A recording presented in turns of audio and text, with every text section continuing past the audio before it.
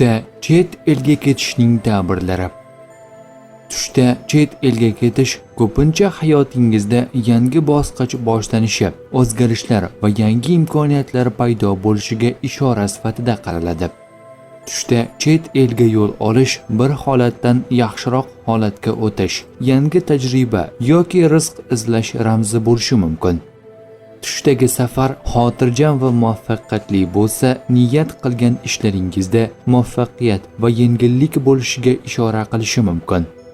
Tushda safarda quvonch his qilish, yaxshi xabarlar, yangi imkoniyatlar yoki maqsadlarga yaqinlashishni anglatadi.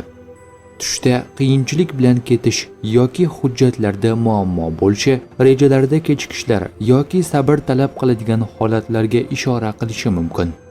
Tush ta'birlarida safar ko'pincha insonning hayotidagi o'zgarishlar va intilishlarni ifodalaydi. Tush ta'birlari bashorat emas, barcha narsani bilguvchi zot yagona Allohdir.